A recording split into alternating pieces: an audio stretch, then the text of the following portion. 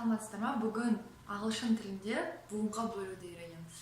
Сонымен бүгін ағылшын тілінде буындарды қалай санаймыз, соны өтеміз. Барлығымыз мектеп кезінен білеміз, бастауыш сыныптан бастап үйреткен. Сөзде қанша дауысты дыбыс болса, сонша буын бар. Бірақ ол қазақ тілінде. Ағылшын тілінде басқаша. Ағылшын тілінде әрқашанда олай болмайды. Яғни қанша дауысты дыбыс, сонша буын бар деген кейде келмей қалатын кездер болады. Ағылшын тіліндегі үш әріп бір ғана дыбысты беруі мүмкін. Сонда біз қалай буынға бөліп санаймыз? Соларды қарастырайық. Syllables. Ең бірінші ағылшын тілінде қандай дауысты дыбыстар бар? Соларды айтып көрейік. Олар бізде A, E, I, O, U. A, E, I, O, U. Және де тағы алтыншы Y дыбысы бар. Бұны неге мен бөлек жаздым? Себебі бұл Y дыбысы кейде дауысты, кейде дауыссыз рөлін атқарады. Яғни Y-дың алдындағы әріпке қарайсыз. Егер Y-дың алдындағы әріп дауысты болса, онда Y әріпі дауыссыз. Ал Y-дың алдындағы әріп дауысты болса, керісінше Неге Y әріпін бөлек жаздым? Себебі бұл дауысты да, дауыссыз да болады. Яғни, егер сіздің сөзіңіз, яғни Y әріпінің алдында дауысты дыбыс болса, Y дауыссыз болады. Y әріпінің алдында дауыссыз болса, онда бұл дауысты болады. Яғни, алдындағы әріпке қарайсыз, соған қарама-қарсы дыбысты беретін болады. Ал енді сөздерге қарап көрейік. Егер қысқа сөздер болса, олар оңай, өте. Мысалы, cat. Cat. Бір ғана дыбыс естіп тұрмыз. Яғни, бір буын. Cat. Келесі. Dog. Dog. Я, тағы да бізде бір дауысты және бір буын. Келесі сөзге қарайық. Hungry. Дауысты дыбыстар қарап көрейік. Бірінші дауысты дыбыс U. Және де қараңыздар, осы жерде айтқанмын, Y-дың алдында дауыссыз болса, онда Y дауысты. Яғни бізде екі дауысты дыбыс бар. Hungry. Яғни екі буын бар. Келесі сөзге қарап көрейік. Дауысты дыбыстар қарайық. Adorable. Енді оқылады. Adorable. Adorable. Енді бұл жақта былай ереже кішкене түсініп қарайсыздар. 1, 2, 3, 4 дауысты дыбыс көріп тұрмыз. Және де мынау соңғысы оқылмайды, негізі естіліп жатқан жоқ, я? Adorable. Бірақ естеріңізде болсын, егер сөзіңіз L, E әрпіне бітсе, I оқылмай қалмайды, ол деген дыбыс береді. Яғни артынан емес, бұның алдында естіліп қалады. Adorable. Бұл. Яғни тағы да бір дауысы дыбыс естідік. Сол үшін 1, 2, 3, 4, 4 буында болады. Adorable.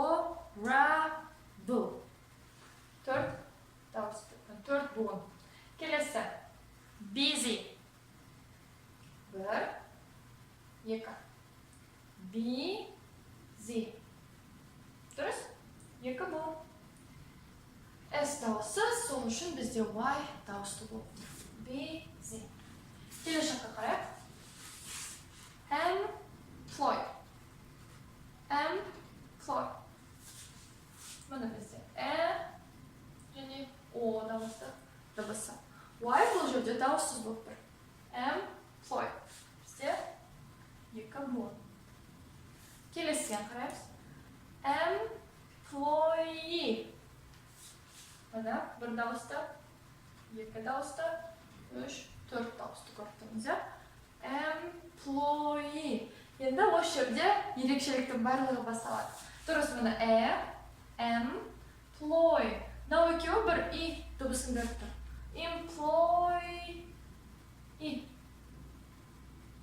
Бір ғана I.